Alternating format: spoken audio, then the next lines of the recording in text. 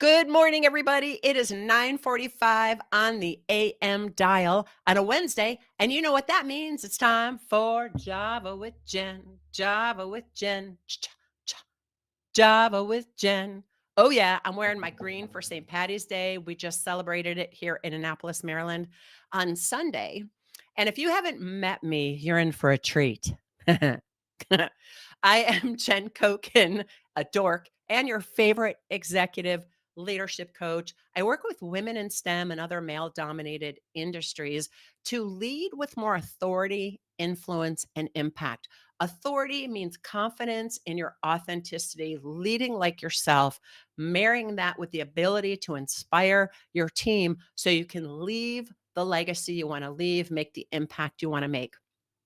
This month of March, we are covering the topic of navigating gender dynamics. And my guest all month is the Elizabeth Bachman, former director of the New York Met. She has worked with opera stars like Luciano Pavarotti and Placido Domingo. For the last 30 years, she's been a master communications coach. She has her own company called Speakers Who Get Results. She has a specific program for women called Visible and Valued, really works to have women's voices be heard at any level, personally and professionally, and has helped a lot of women get promotions, get more money.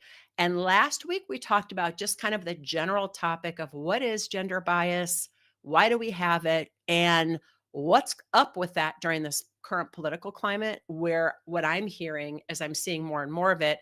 And from some of the emails I got from people, I hear that you're experiencing it too. So let me stop talking. Ooh, shameless plug for my, am I doing it the right way? Shameless plug for my book coming out March 25th, Make Imposter Syndrome Your Superpower. One of the best and most affordable leadership tools you can get yourself and everybody on your team. Okay, enough about me. Let me bring Elizabeth in here. Give me a momentito. There we go. Let me bring her on. Everybody, welcome Elizabeth Bachman. Hey, Jen, it's so good to see you again. It's so good to see you again too. The crowd is going wild. Um, you had last week we had a great conversation. I'm excited for the art. What are we calling this? Hold on. Hold on. I want to get it right. The art of speaking to get results. Duh. I should have remembered that. And we have a couple questions we're going to address, but I want to make sure people know you are not only on Java with Jen every week this month, you are facilitating a workshop with me on navigating gender dynamics on March 27th at 11 a.m. That is free to everybody. We'll make sure the link is posted. You just got to register. You'll get reminders about it. That workshop, Elizabeth is going to give us even more tools and strategies to be able to feel visible, to be able to feel valued, to deal with the gender dynamics that we deal with in these male dominated spaces. These Java with Jen episodes are the amuse bouche to want to get you to the main course. So please join us. You can register if you can't make it. We can send you the recording, not a problem.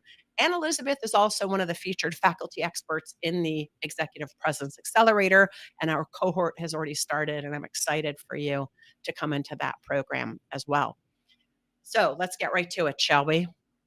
Okay. Okay. All right. So we're talking about, and I have some questions. So the art of speaking to get results. What is the number one communication mistake that makes even the most brilliant woman forgettable?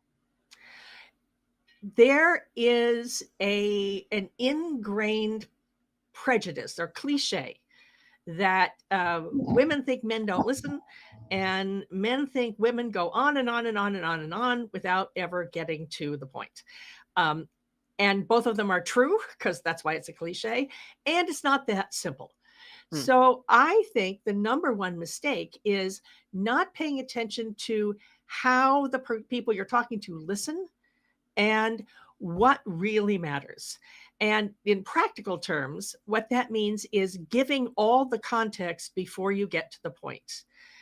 And most of the time, for people who are single focused, task oriented thinkers, they want to know what's the point, what's the problem, how do I fix it before they find out why. Hmm. So you've got to get the why in there early. And it could be as simple as when you're doing a presentation, just what's the difference between this is something that's going to need action, or this is something that this is an update on what we're going. Now let me tell you why. And I call it strategic empathy. You put yourself in the shoes of your listeners so that you're addressing the things that they care about. And you can always just adapt what you have to say to be something that they say, oh, I need to pay attention to that, as opposed to going on and on into context. Okay, wait. I got a little confused. So I want to make sure that I'm understanding the point you're making because I always talk about the distinction between context and content, right? Which I think is what you're saying, like the why versus the data. You're saying most women start with the context and don't get to the data, and most men are listening for the data, or when you say single focused. I think about most women are raised to be relational thinkers. So they Okay, see the world in a web of relationships, and they need to, for them, nothing makes sense until you know how you get there. So the temptation is to start, this all started 2 years ago when, at right. which point the people who only want to know what the problem is and how to fix it, um, which they probably shouldn't, but that's what they think. That's the way they think. They tune out. They say, oh God, here she goes again, telling this long story. So be concise and tell them why it matters first. Then you can go back and say, I have to say a little bit of how we got here. Yeah. That's relevant. But they need to know what the issue is and what you're proposing first. And then say, the thing that we have to keep in mind is that a year ago, this same person had a really bad experience with our customer service department. And so they're carrying a bit of resentment. We need to make sure that we are handling them with kid gloves because they kind of think that they ran into a rude person and we need to change that perception. So instead of leading with that, end with it. But what you're leading with is you're really teaching people how to listen to what you're saying. What I'm about to Exactly. tell you is an update. Okay, got it. It's an update. And I think because of the women that I traditionally work with in STEM, engineers, scientists, whether it's aerospace, whatever, they can be very singular focused. I'm that way. Like, get to the point. Tell me what you need from me. I'm less talk, more action, Yeah. right? So Yep. I think I'm doing a callback to our conversation last week where you said, rightly so, everybody has bias. So we could call it gender bias, and some of it is very, very real, but it's also tuning our speaking. If we take it out of that construct, what I hear you saying is tune our speaking to the audience. So here's what I'm about to give you an update. I'm about to give you some information we need to take action on, and Elizabeth, I need you to take action on it. Here's the problem. Here's the solution. Here's why we think we got there. So make sure to give a little bit, make your statement, then give the relational piece at the end. Is that I would right? say the problem, the solution, and why it matters. So when we fix this, we'll be in much better shape. Or if we don't fix this, we're going to be in deep doo doo. And And this is how we got there. got So, you. And so when I was asking the question, what's the number one communication mistake that even the most brilliant women make? They start giving the lead up to the story first instead of giving the goods right away.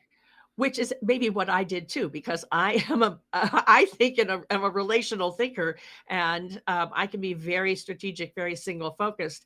But for me, the background and the context is always important, and I personally can go on a little longer than is necessary. It's interesting because we could go into a deep rabbit hole here with Clifton Strengths because that's the assessment I use with my clients and my teams, and I just hear a whole lot of stuff in there, but we won't go there. That's not today's conversation. Okay.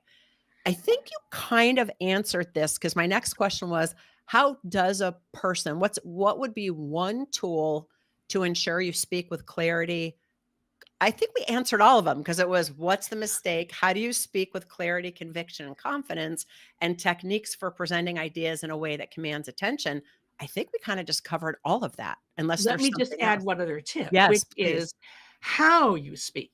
So I break it down into the strategy, the script, the words that you use, and delivery style. So 30 years of the opera business, I spent a lot of people, help a lot of people present as concise and confident communicators, whether it was an aria or whether it was a report or whether it was a request for a job or a promotion. How you speak is also very important. And there's a whole raft of ways that women are taught to sound less powerful that we're taught as girls, comes from our grandparents and our foremothers and our foremothers about how not to push too much. So also how you speak is an important facet of becoming visible and valued And commanding the room. and commanding the room. And that, friends, is what our next episode is going to be about, which is the unspoken rules of executive presence. How we speak, we're dealing with how we've been taught from previous as women and breaking those habits, and then also figuring out how to navigate what the heck is executive presence anyway, because people have been told you don't have it. But what do you mean I don't have it? What does that mean specifically? And they're never told specifics about that. So we're going to hold off on the how.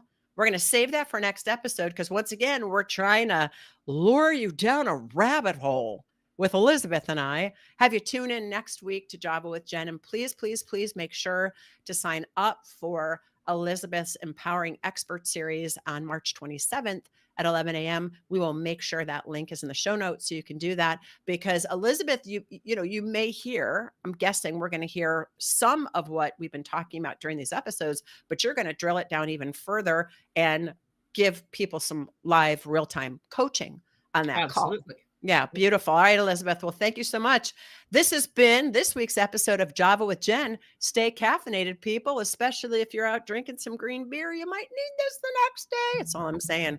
All right, friends. Ciao, ciao for now. See you next week.